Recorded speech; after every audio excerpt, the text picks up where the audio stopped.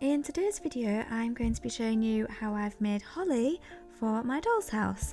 I've decided to make some holly to add a little bit of festive cheer to my Tudor doll's house, and I'm planning on using it to decorate the fireplace and also to add a little sprig of holly to my platter of mince pies.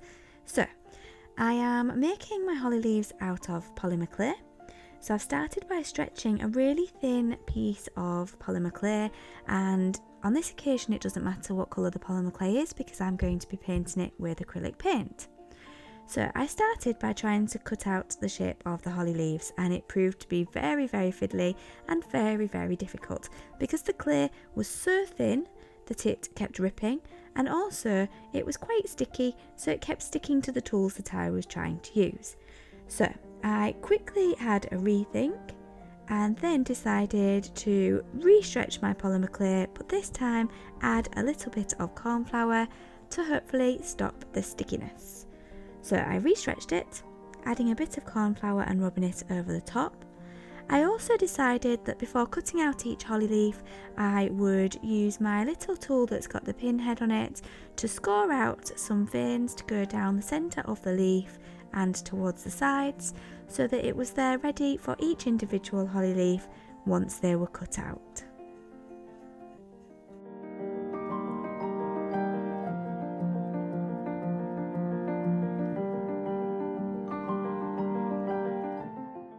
I then added a little more corn flour. If you're wondering what I'm pouring it out of, it is a salt and pepper shaker that I thought I'd be clever and use once, but the corn flour just clogs up the hole, so I have to tip it out of the bottom end instead.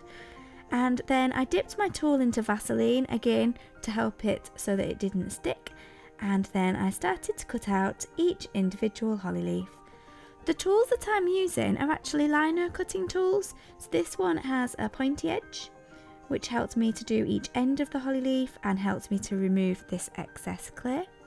And then the second tool that I use, this one, has a sort of semicircle edge, which was more helpful for cutting out the centre bits of the holly leaves.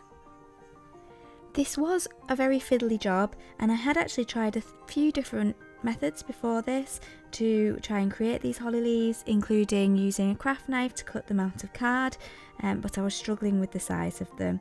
So this was the method that I settled on. Once they were baked and out of the oven and cooled, I painted them with acrylic paint. At this point they were stuck down to this greaseproof paper, but they lifted really easily after I had painted them. In fact, they came loose as I was painting them. So I painted one side in this green, and then I added a little bit of this darker green as well, just to give a bit of a mottled effect. And then when they were dry, I flipped them over and painted the other side. Whilst they were drying, I popped out into my garden. My flowers have come back into bloom in autumn. They're absolutely beautiful. They spent all of summer looking as if they'd died, but there we go. And I found this really beautiful dried flower, or dried stalks, from a pond plant that I had. So I brought this stalk inside and decided this would be the ideal branch for my holly. I loved how it had little twisty bits and also some little seed heads on there. I thought that it was perfect. So using the Yoo-hoo glue, I just popped it onto a kebab skewer just for a little bit more precision, and then I glued each holly leaf down.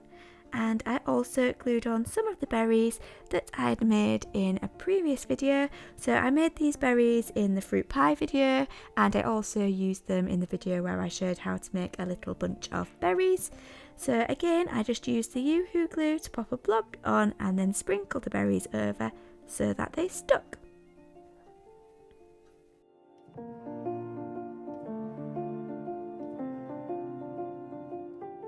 This is how the holly turned out. I'm not sure whether to get some green paint and paint some of the brown dried leaves that are on the twigs, or whether to leave them as they are. Please let me know what you think in the comments, that would be really helpful. But for now I'm going to leave them as they are, and I'm going to pop them into my doll's house.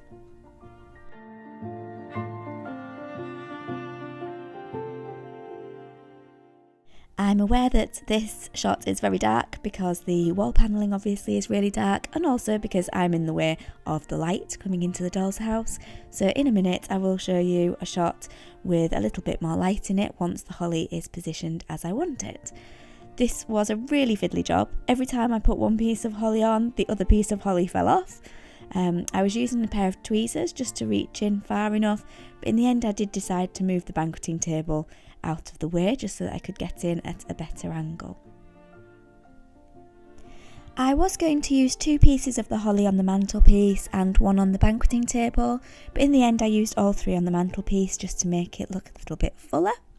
I'm still not sure whether I should paint those brown leaves green or not, so yeah, please do leave a comment.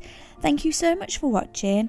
If you're not subscribed already, please do, because I aim to put up a video every week and I love having all of your support. I read all of the comments and I'm so grateful to everybody that watches. So I hope you've enjoyed this video, and if you try and make your own holly, please do let me know, and good luck. Have a lovely day.